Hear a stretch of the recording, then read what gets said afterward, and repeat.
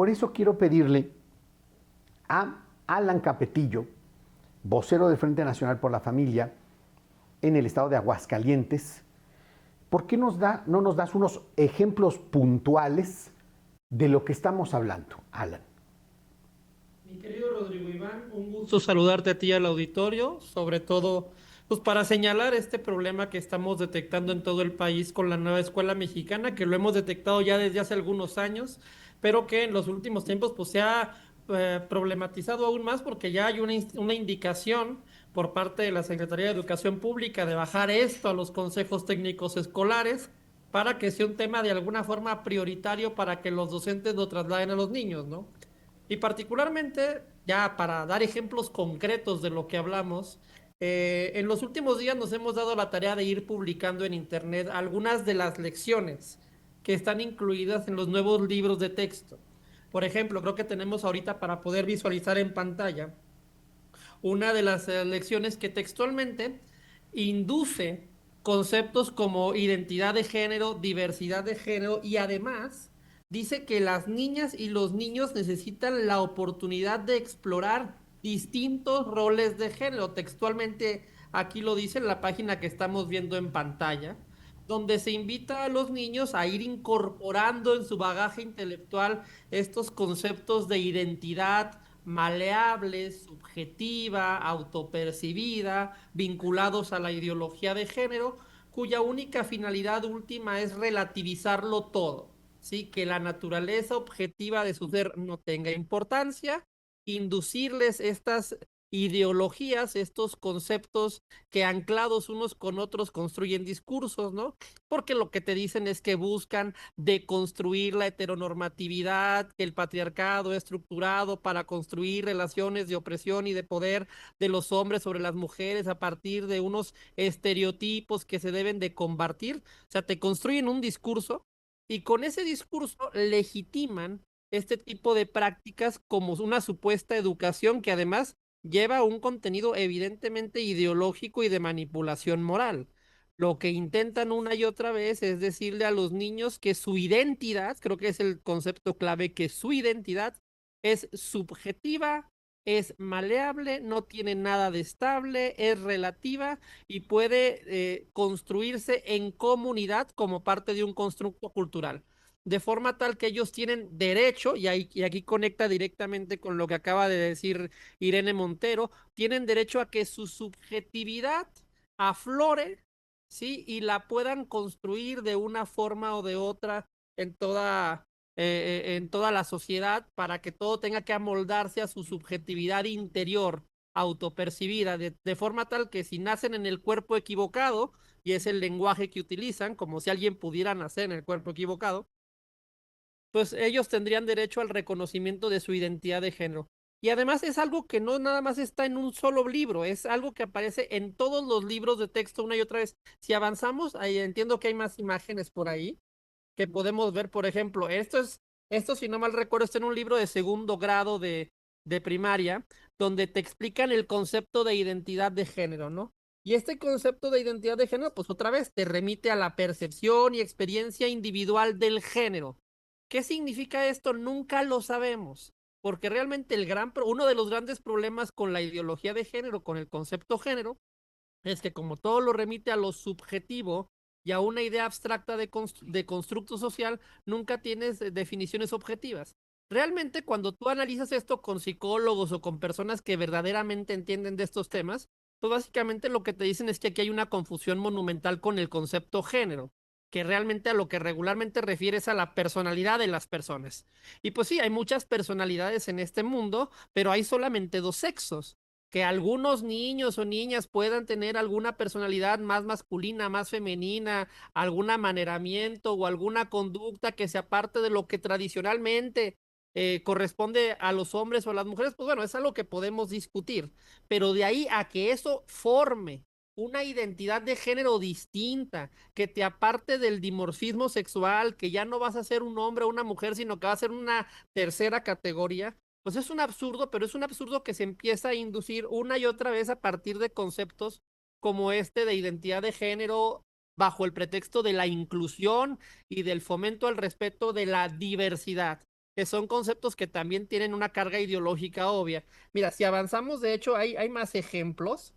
¿sí? Porque todo esto viene del feminismo y de, por ejemplo, este tema del concepto de la desigualdad de género, ¿no? Que es básicamente de donde parte toda esta ideología, de decir que los hombres y las mujeres están enfrentados, están divididos, porque los hombres tradicionalmente han oprimido a las mujeres a través de un conjunto de estereotipos al que llaman cis-heteronormatividad y que dicen que tenemos que deconstruir. Y lo que intentan hacer desde la educación básica es meter en la cabeza de los niños toda esta visión del mundo con este enfrentamiento, esta guerra de sexos que se busca inducir. Y para poder inducir esta guerra de sexos, pues lo que hacen es en general problematizar lo que normalmente es común a los niños y a las niñas y que además hay N cantidad de estudios científicos que te dicen por qué unos funcionan de una forma, otras funcionan de otra, por qué son complementarios en su naturaleza, en su desarrollo, en su psicología,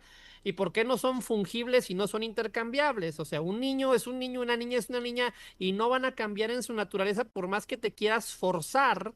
¿sí? A verlos de forma indiferenciada. De hecho, es una profunda irresponsabilidad. En esta última lección que estás poniendo en pantalla, te lleva a lo grotesco que puede ser porque toda esta ideología la van induciendo a partir de lecciones que parecen inocuas, que parecen algo muy infantil, algo sin trascendencia. Digo, en esta lección muy genéricamente te discuten esto de que algunas personas son círculos o cuadrados, pero hay otros que son triángulos, y luego tiene que venir el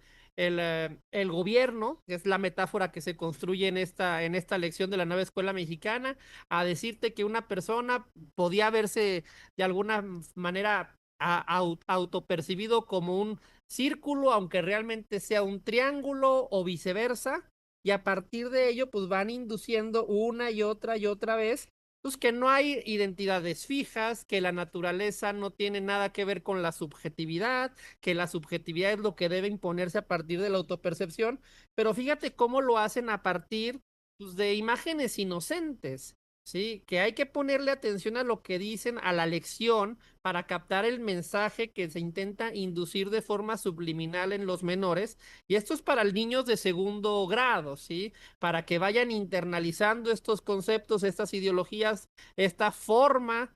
relativista, nihilista en muchos sentidos de ver la naturaleza humana, e irla metiendo desde que son pequeños de forma tal que cuando sean adultos pues ya tenga algo, sea algo que tengan internalizado. En esta última lección particularmente, pues problematizan el tema de las familias, ¿no? O el tema de la familia. Porque el concepto de familia aquí ya no tiene nada que ver con vínculos filiales que establecen relaciones estables en el tiempo, porque se basan en la herencia de sangre, en la disposición al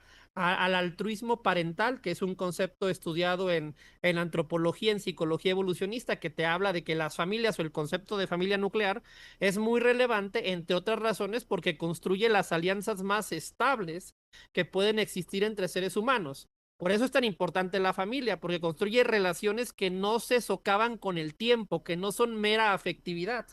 Pero en esta lección particularmente lo que te llevan es a decir que la familia se define nada más por el amor, sin discutir el tema de las relaciones filiales, el tema del altruismo parental entre personas que comparten la misma base genética, de los vínculos sólidos. Todo se vuelve relativo, todo se vuelve subjetivo, todo es cuestión de apreciación sentimental.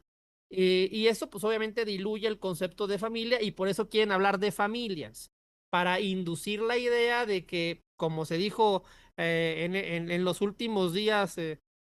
incluso a nivel nacional por parte de algún líder político, pues que incluso tu relación con tu mascota puede ser equivalente a tener una familia, ¿no? Y ahí se meten los temas de familias homoparentales y demás. Y todo esto pues viene, lo sabemos, del feminismo radical, de esta narrativa que durante mucho tiempo han construido contra la cultura, victimizando siempre a la mujer, satanizando siempre al hombre, enfrentándolos. Y a partir de esa narrativa construyen todo este discurso para criticar toda la cultura y después trasladarlo con este discurso de los supuestos derechos de los niños, que realmente es una perversión de la figura de los derechos de los niños, para buscar inducir toda esta ideología en los menores bajo el pretexto de que se les está dando educación sexual. Si todo lo que te acabo de decir se induce en la educación pública bajo el discurso de que hay que darles educación sexual a los niños, y esta educación lo que lleva es a problematizar la cultura, a inducir una guerra de sexos, a problematizar la identidad, a inducir conceptos subjetivos ideológicos en los menores que son peligrosamente nocivos para ellos, al grado tal que los puede llevar incluso al tema de la confusión de género, donde literalmente resulta que tienen que afirmar que nacieron en el cuerpo equivocado y por lo tanto hay que mutilarse. Sí, o sea, todo este discurso es en lo que se basa la nueva escuela mexicana, porque además es un discurso que es funcional a la construcción de un activismo político, que es para lo que lo usa en España Irene Montero, para construir una legión de seguidores activistas victimizados por una opresión y la izquierda clásica, la izquierda en España de Podemos y aquí en México de Morena, pues naturalmente va a decir que los va a reivindicar, ¿no? Y para reivindicarlos, ¿qué hay que hacer? Inducir todos estos conceptos en la educación pública para adoctrinar a todos los menores en estas ideas, corriendo todos los riesgos que no nos importan de generar N cantidad de problemas de salud mental, crisis de identidad, problemas de depresión, autoestima en los menores a raíz de que recibieron toda esta carga ideológica. Así es, Alan, y uno ve claramente cómo Marx Arriaga, el encargado de pues esta monstruosidad, no se cansa de citar a quien también lleva su nombre, que es Carlos Marx. Y Carlos Marx,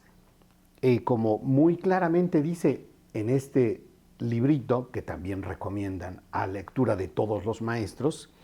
que el odio es el motor de la historia. Es decir, la lucha de clases, el odio, es lo que va a mover la historia y lo que va a lograr que se llegue a la dictadura del proletariado. ¡Wow! Cuando vemos cómo eso se proyecta en términos de revolución y revolución sexual, vemos cómo esto pues se vuelve un movimiento pues global, que lo vemos también aquí en este libro que es la revolución sexual global, y vemos cómo de manera más concreta lo que inspira y aglutina todos estos libros de la nueva escuela mexicana pues es, como comentábamos, Paulo Freire, ¿no? Y la pedagogía del oprimido. Y vemos que esto pues además se les receta de manera puntual a todos los maestros, y esto es lo que quieren hacer con el Consejo Técnico de la Educación. Todas estas recetas pues ya están escritas, es un guión, este librito del maestro sin recetas. Qué paradójico. El libro de Marx Arriaga es Al maestro sin recetas. ¿Cómo no? Las recetas están aquí, son muy claras. Pero precisamente para hablarnos del impacto que esto tiene en el hombre, la mujer, el papá, la mamá, los hijos, en la realidad que estamos viviendo en México,